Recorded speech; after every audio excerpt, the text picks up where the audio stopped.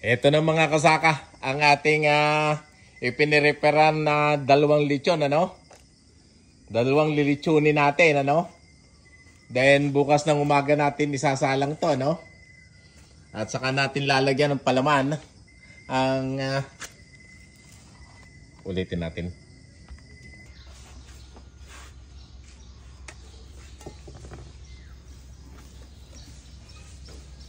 Ito na mga kasaka, ang ating lechon. Nilalagyan na natin ng pampasarap para maging isang special na lechon, ano? So, naglagay tayo ng bawang, sibuyas na buo, yung sibuyas na Tagalog, bawang. Of course, hindi natin pwedeng kalimutan ng luya. Pang-alis ito ng tinatawag natin na anumang masamang amoy, lansa. Ang luya ang number 1.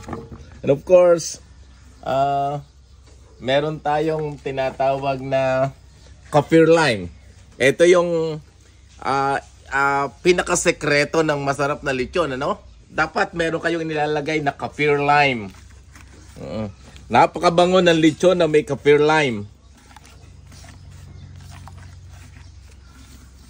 Lagyan natin, kailangan may tanim kayong kaffir lime din, ano? Sa inyo yung mga bakuran, ano?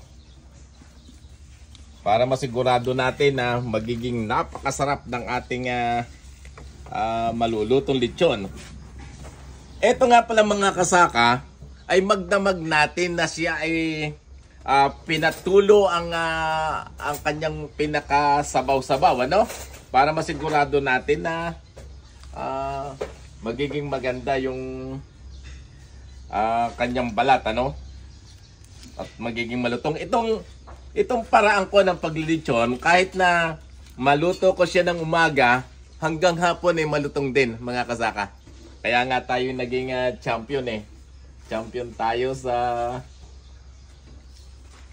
paglilechon, ano? Lechon master nga ang tawag sa atin, ano? So ilalagay lang natin, ano, para masigurado natin na yung lasa ng ating lechon ay hahanap-hanapin ng bawat makakatikim, ano. Ito, isa pang sekreto ng masarap na lechon. Ito ang tinatawag natin na salay, ano.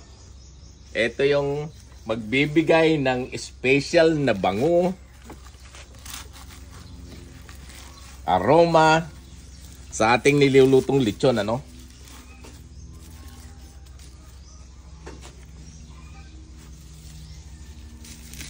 Dapat may tanim tayo nito, ano. Kaya lang medyo tagaraw, kaya hindi ganong madami. Pinakamaganda mga kasaka nang ipagpapalaman natin sa lechon, ipagpapatambok ng kanyang tiyan, yung salay sana, ano. Kaya lang, sabi ko nga sa inyo, hindi ganong malago yung ating salay.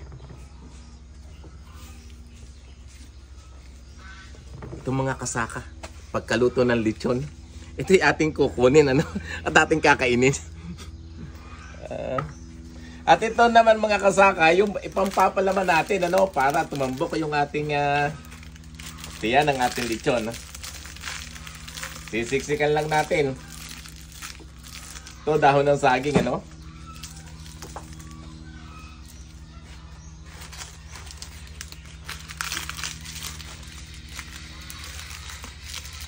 Ngayong umaga, mga kasaka, dalawa yung lilitsonin ko. Pasensya na kasi birthday ko ngayon, kaya naglilitsyon ako. Pansarili, mga kasaka.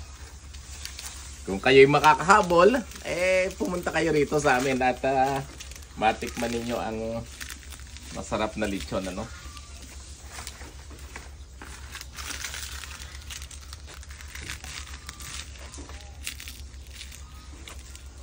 Pagkatapos nating magsiksikan siya, ating tatahin ito mga kasaka. Tuturo ko sa inyo ang pagtatahi, ano. Alay ko guys, din naman ako kausap. Naroon na rin ako si Ariel eh. Hindi lang ako ng boses eh. Hindi makarinig. Natandaan na kuya. Dadagdagan na na.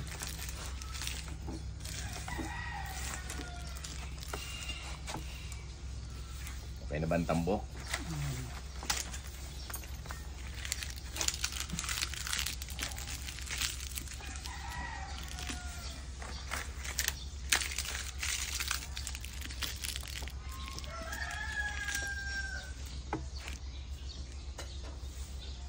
Itong mga kasaka ang ating armas. Isang napakalaking karayom. Tatahiin na natin para tayong doktor nito. Tatahiin natin yung sugat.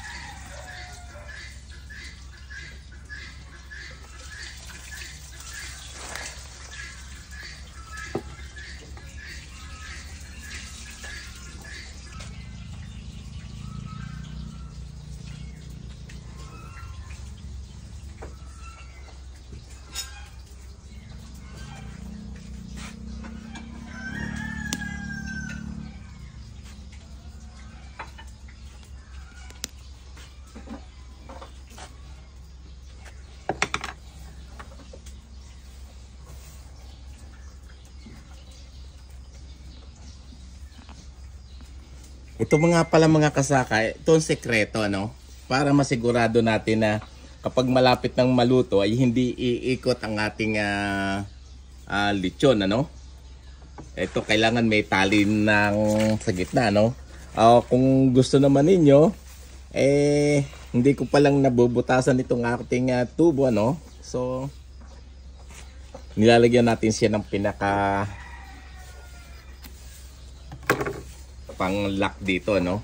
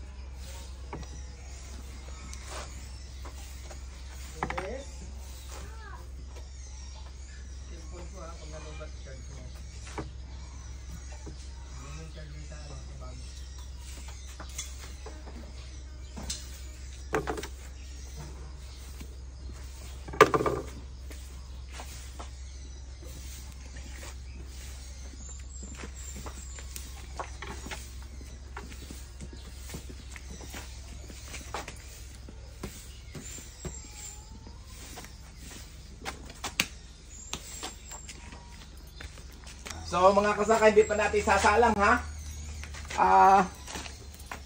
Baliktad siya.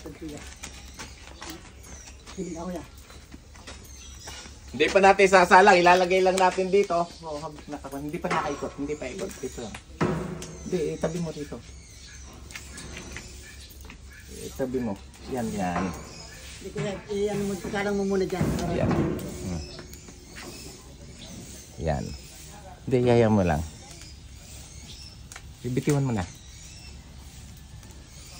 Yan. Idikit mo sa kanya. Yan. Para lang hindi siya nilalangaw, ano? Dito sa banda rito na lang. Dito. Yan. Para siguradong hindi siya lalangawin, naglagay tayo ng apoy, ano? Pero mamaya pa siya isasalang. Pag marami na itong baga, no? Hindi pa siya isasalang ngayon, no? Ito namang isang ating gagawin.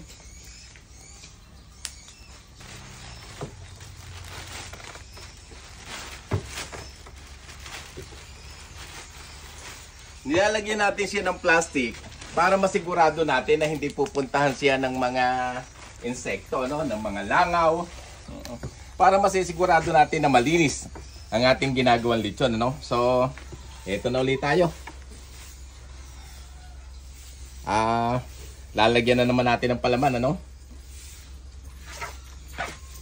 Nandito yung kaper lime, ilalagay natin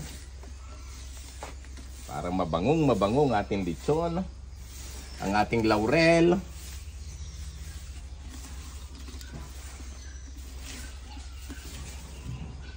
Laurel yan, ha. Sarili din natin tanim, ano? Hindi na natin kailangang bumili.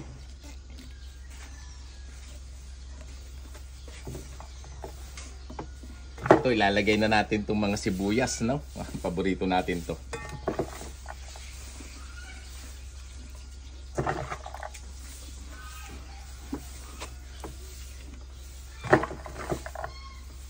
Ito nga pala mga kasaka, magdamag natin siyang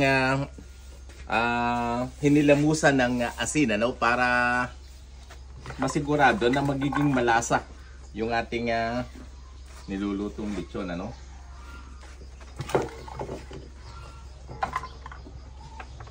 Sarap ng sibuyas, mga kasaka, no? Ilalagay naman natin itong ating salay, ano?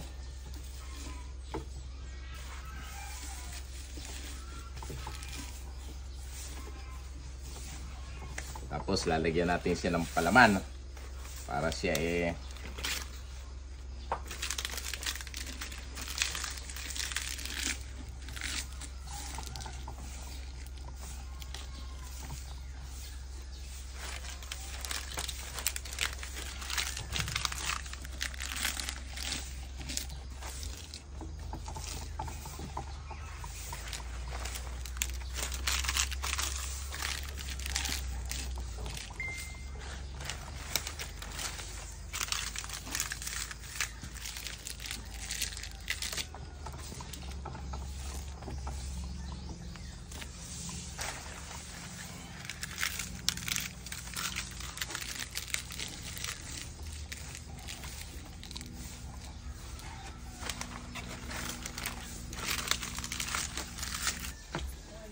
pwede na din doon.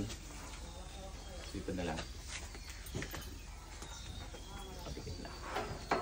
Ipon mo dyan na konti. Okay. Mamaya siya. Ang pangpanariyan, ipakinig ka. Hinihin mo yan. Tapos maglalagay ka ng langisan. Mantika.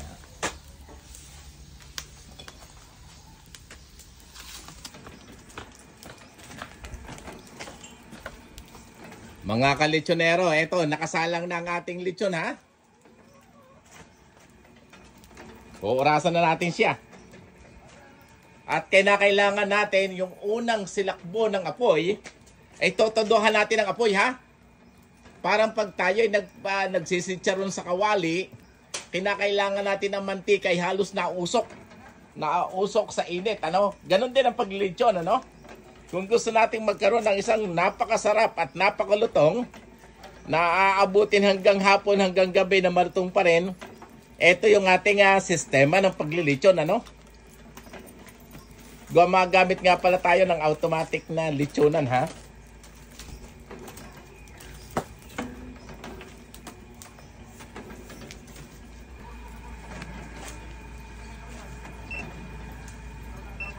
Etong mga kasaka, tinitingnan natin ang temperature niya, no?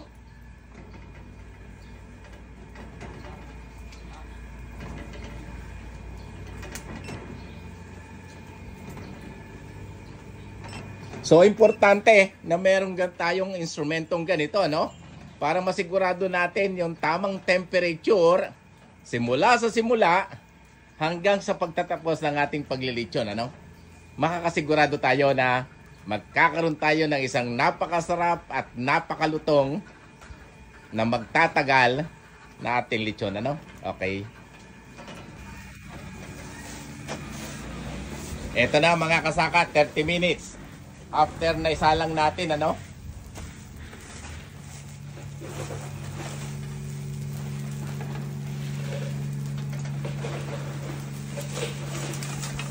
Yan na siya, no? So, hindi na muna natin dadagdagan ng baga, no? Hahayaan lang natin siya na maluto. Then, saka natin ulit siya lalakasan na apoy pag malapit na siyang hanguin, ano? Ito na, mga kalitsonero, ano? After 1 hour and 20 minutes, ito na yung ating lechon, ha? Yan. So, magpapabaga na ulit tayo, ano? Maglalagay tayo ng uling, papabaga, para sa yung pangtapusan natin, ano? Ang maganda, mga kalitsonero, itong automatic na panglitsong to, hindi na natin kailangan lagi nang nandun tayo nakabantay, ano? So, automatic na siyang umiikot, hindi na kailangan mano-mano, ano?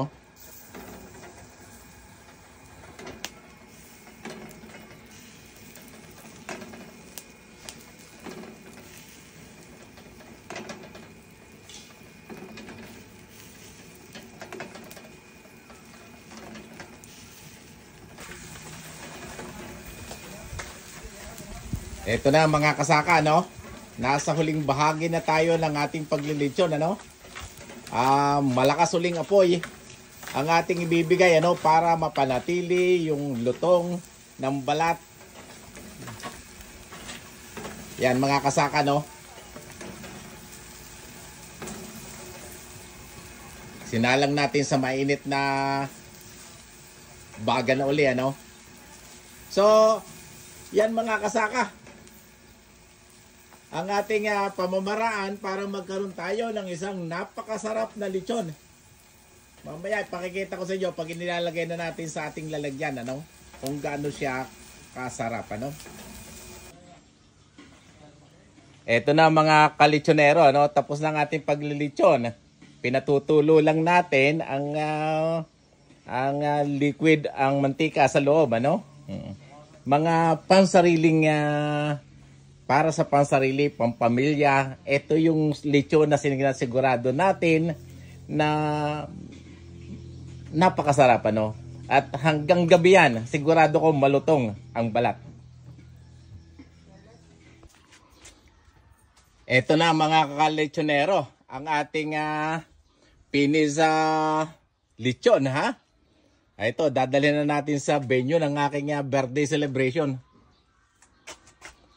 Ito na mga kasaka. Yan. Simula sa simula ng aking paglilitsyon hanggang dito sa ikinahon natin. Ito po, sana may natutunan kayo sa aking kaunting kaalaman tungkol sa pagiging isang mahusay na lechonero. Mga makabago, makalumang pamamaraan para sa pagpapaunlad ng ating agrikultura. Atin po laging subaybayan ang aking YouTube channel para sa mga iba't ibang pamamaraan para sa pagpapaunlad ng ating kabuhayan, para sa pagpapaunlad ng ating agrikultura. Bye-bye!